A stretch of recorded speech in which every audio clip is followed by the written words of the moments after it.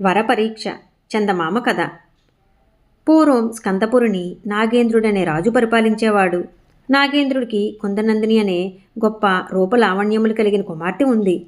మిసమిసలాడే యవ్వనంలో మణివలే ప్రకాశిస్తున్న కుందనందిని గూర్చిన కథలు దేశాల్లో రకరకాలుగా చెప్పుకునేవారు.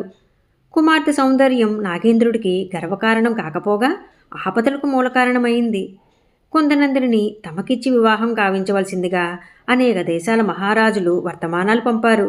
పొరుగు దేశాలైన కనకగిరి, ఉదయగిరి దేశాల మహారాజులు అలా సందేశాలు పంపటమే కాకుండా తమ కోరిక చెల్లించిన పక్షంలో తీవ్ర పరిణామాలకు గురికావలసి వస్తుందని కూడా హెచ్చరించారు. నాగేంద్రుడు ఇరకాటంలో పడిపోయాడు.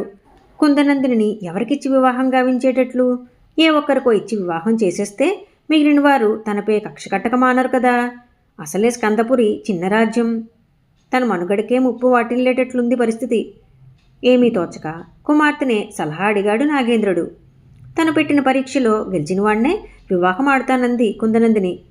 అదే అనుకూలంగా తోచింది నాగేంద్రుడికి కూడా.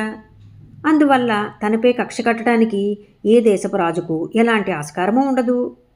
తన కుమార్తె పెట్టబోయే పరీక్షకు హాజరు కావలసిందిగా అన్ని దేశాల రాజులకు, రాజకుమారులకు వర్తమానాలు పంపాడు నాగేంద్రుడు.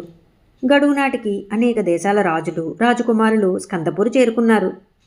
పరీక్షకు నిర్ణయించిన పెద్ద మండపంలో 3 చిన్న చిన్న పెట్టెలు అమర్చబడ్డాయి. ఒక దాంట్లో అన్ని బంగారు నాణాలున్నాయి. మరొక దాంట్లో అన్ని వెండి నాణ్యాలున్నాయి. 3వ పెట్టెలో బంగారం, వెండి నాణాలు కలిపి ఉన్నాయి. అన్ని పెట్టెలకు మూతలున్నాయి. ఒక మూత పైన బంగారం బంగారం అని వ్రాసి ఉంది. 2వ పెట్టెపైన వెండి వెండి అని వ్రాసి ఉంది. 3వ పెట్టెపైన బంగారం వెండి అని వ్రాసి ఉంది. మూతలు మార్చి పెట్టెలో ఏ నాణ్యాలైతే ఉన్నాయో దానికి తగిన మూత దానిపై లేకుండా చేశారు.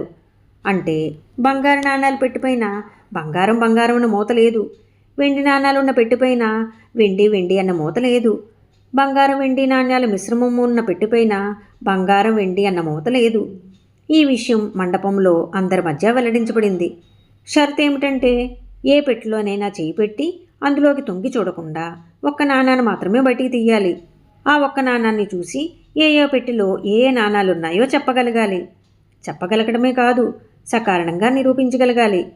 ఈ షరతు ఏమిటో ఒక్క నాణ్యాన్ని మాత్రం చూసి ఏ పెట్టెలో ఏ నాణ్యాలున్నాయో చెప్పగలటం ఎలాగో ఏ రాజుకు, ఏ రాజకుమారుడికి అర్థం కానేలేదు. గుడ్డిగా చెప్పాలన్న సకారణంగా నిరూపించాల్సి ఉందాయే. అందరూ చిరాకు పడిపోయారు. ఎంత ఆలోచించినా ఏ బుర్రకు ఉపాయం తట్టలేదు. పృథుల దేశపు మంత్రి కుమారుడు బాలచంద్రుడు గొప్ప యోధుడు మాత్రమే కాదు, మహామేధావి కూడా. అన్ని కళలు, శాస్త్రాలు అభ్యసించినవాడు. అతని బుర్రకు ఏదో ఆలోచన తట్టినట్లుంది. మండపం మధ్యకు అడుగుపెట్టాడు. 3 పెట్టెలను పరిశీలించి చూశాడు. బంగారం వెండి అని వ్రాసి ఉన్న మూత తీసి ఒక్క నాణాన్ని మాత్రం బయటికి తీశాడు. అది వెండి నాణ్యం.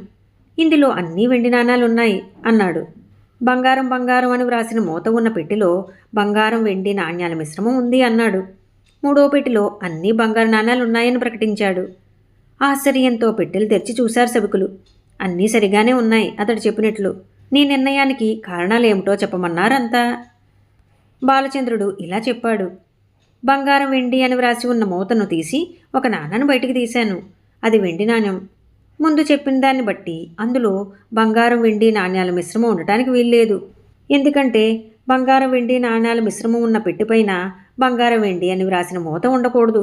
కాబట్టి అందులో పూర్తిగా బంగారు నాణాలు కానీ వెండి నాణాలు కానీ ఉండాలి.